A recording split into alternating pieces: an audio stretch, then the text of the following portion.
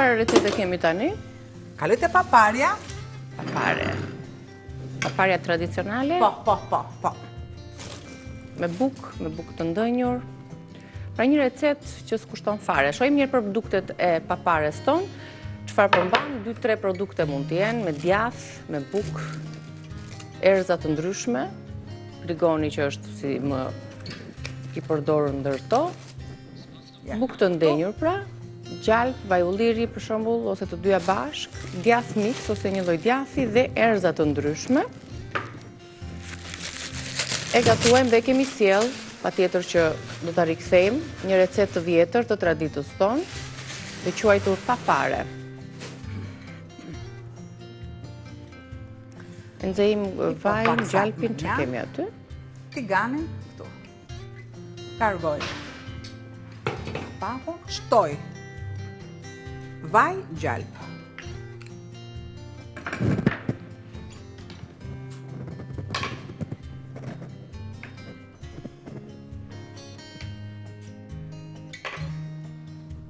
Shkrim të dyja dhe është një bashkëpunim shumë i mirë i këtyre dy llojeve të yndyrnave të mira në kuptimin më të ato që kemi në kuzhinën tonë, se gjalpi, nëse është gjalp fshati, vaj ullirit, janë ato më të përdorshmet në kuzhinë, po edhe sipas piramidës së re, për cilën e folëm dje dhe që me të drejtë nuk është se çdo njeri ka nevojë për një piramidë, secili ushqehet sipas nevojave të veta të organizmit, gjendjeve shëndetësore dhe nuk mund të jetë e njëjtë si për mua dhe për Albanën për shembull. Kjo receta për shembull. Oreksin mund ta kemi të dyja njësoj për ta shijuar, na pëlqen recetë traditës. Po siç më bën mua, s'të bën ty të ndihesh mirë apo të ngopesh apo të marrësh ato kënaqësitë e një recete. Unë do thosha edhe me yndyrën e baktis, është gjëja më e mirë. Djami. Është gjëja yndyrna që ishin të rekomanduara, djami, gjalpi dhe vaji. Largoj aq sa më duhet pjesën e gjalpit, kaq. Sa unë bëra një shpërbërje paksa të gjalpit. Do të shtoj kubikët e bukës. Po, mirë që buka të jetë e ndenjur. Të jetë pak e thatë. Po të duam. I shton edhe qep? I shtojmë qep. Pra kjo është... Ne kemi se na mbeti nga pitja, një gjysmë qepe. E shtojmë tek buka duke u karudisur me të. Erëza do t'ja shtojmë në fund fare, se mund të zgjedhim trumzën, mund të zgjedhim, s'ka problem, mund të zgjedhim rigonin, mund të zgjedhim erëza të tjera, energjikun për shembull. Receta si e ka kryesisht? E ka me energjik? Rigon, energjik, ja bëj një kështu një si lëvizje pak të opa. Të thata, mjafton të jenë të thata dhe unë shtoj trumz për shembull. Bukur fort. E kam lënë të thahet. Një nga erëzat më të mira. Dhe është në familjen e rigonit. Nuk është se është në familjen e rigonit, i jep një shije të veçantë. Se faktikisht me thënë drejtën, tani edhe bimët duhet jenë të kohës.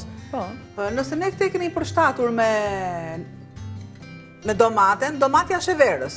Domatja në energjiku, djatin e vogla. Atëherë me trumzën shkon shumë mirë. Trumza është më pranë dimrit. Djathi, llojet e djatrave janë që dimrin e duan akoma dhe më tepër sepse kanë yndyrën e tyre. Po tjetë në vjamin e baktis është akoma edhe më mirë, me ato vjamushkat është akoma edhe më mirë. I vlerën të mirë. Në vazhdimsi, ne patjetër që do t'i bëjmë gjitha këto recetat. Se ka ca që kanë marrë mishin për shembull, që kanë larguar dhjamin, po mund të mbahet, kjo që ta përdorim në masë, që të mos e kursejmë me vumë, themi ne që përdoreni dhjamin.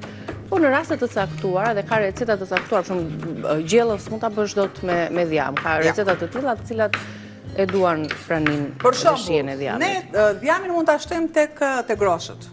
Po, te groshët i shkon, megjithatë i shkon, po. Kockën. Bizeles nuk i shkon. Gjellës me qep i shkon. Spinaqit jo. Preshit i shkon. I shkon dhe i vjen paksa. Paksa. Jo domosdoshmërisht, po te grosha është patjetër.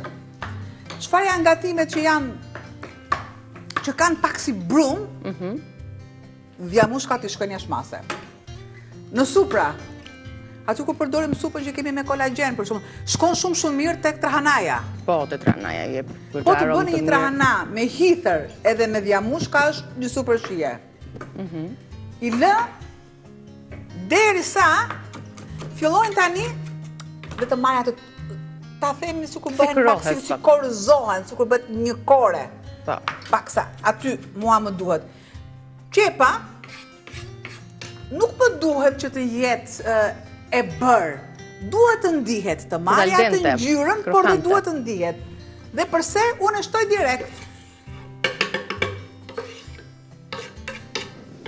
Ja.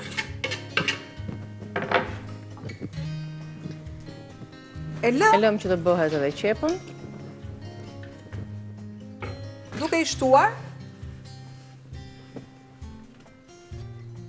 Pakës. Trumës. Si? E thërmojmë aty, lëshohet ajo aroma. Mund të bëhet edhe çaj. Dikur, ja, për shumë të marrë një të tillë, kur gjyshet, atë shponin veshët, sepse gjyshet e menin, nënat nuk kishin zemër nënat. E di çfarë bënin me atë. Menin pak hither, unë ma shumë i ka për gjyshja. Edhe unë ashtu i kam vrimat në vesh, pra i bëje me hither, pastaj një shkop të tillë të rigonit, trumzës ato që tjetë, ja, do t'ishte i drejt, ka që tillë, dhe me gjëlpër e kalonin tek veshi. Mishi kokra. Por, si fillimi, duhet ishte të gjëlpëra, duhet ishte i kaluar filli i peut. Gjë që vazhdimisht e lëviznim që mos zinte kore. Në momentin që peu kalon të lirshëm, dhe mbas një farkohe, atëherë dhe na vendosnin rigonin. Bas rigonit merë një vatët. Si disinfektant ishte rigoni. Kjo është. Ka kaluar dhe shumë vite. Tani ka aparate të ndryshme që bëjnë jo një nga këto çmimet, po gjithë veshi. Imagjino të ndodhte kjo me hither tek pjesa kërce e veshit, Albana. Po pse ne? Tani këto.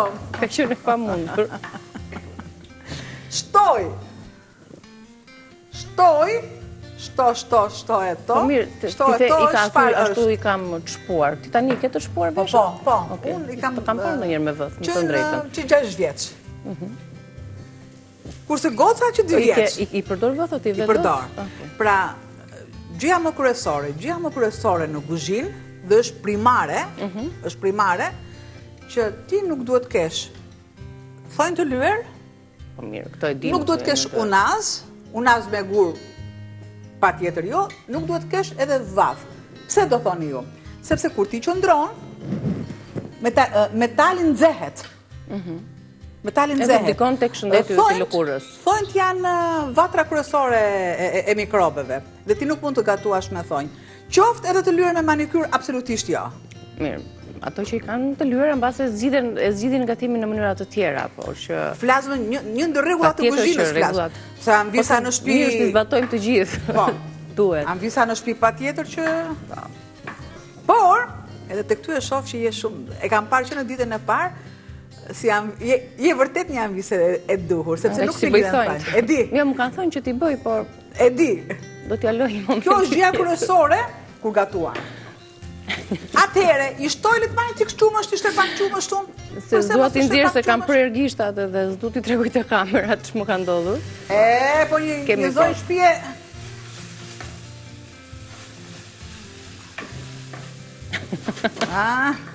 Çfarë bëjnë ata?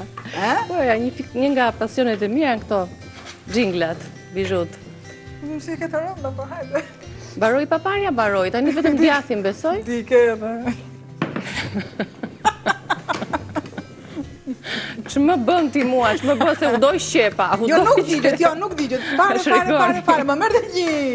Pjatë. Një pjatë të lutem. Një pjatë, ti shtojmë edhe djathin. Nuk digjet, të s'ki marak. Shtoj yndyrën që t'i japi, do thoni ju, po yndyr do ajo, sepse yndyra është që... Shtoj, opa. Gjithë të pjatë që... Njëre bëre. Të duket pak, domethënë, meqense pjata është më e madhe të duket pak. Lajde duart pakës. Kjo kohë na mjaftoi për të qëndruar dhe pitjat për të ardhur dhe për të marrë kohën e duhur në mënyrë që të aktivizohet majaja dhe më pas publicitetit do ta tregojmë apo do ta vendosim tani pitën të piqet që të marrë kohën e duhur. Kur të kthehemi sepse kam për t'i bërë gjëra të tjera. Okej, do ta punojmë përsëri besoj. Niki, merri të vetja jote gjitha këtu asgjë s'dua tash. Servirin papare, një rikujtesë për gatimet e gjyshes në familjet tona. Pra, nëse bukën e ndenjur herën e parë gatuat me trahana, edhe pak trumsë, lutem. Të radh, përgatiteni në formën e papares, e kaurdisni, e thekoroni, ose e korzoni, si që tha Albana, me pëlqeu ajo fjalë, në vaj, ulliri dhe në gjalp, shtoni erza, djath, ne i shtuam edhe pak qep, por nuk është domosdoshmëri në recet, kështu që ju bëft mi kur ta përgatisni, me pirun aty dhe shijoheni.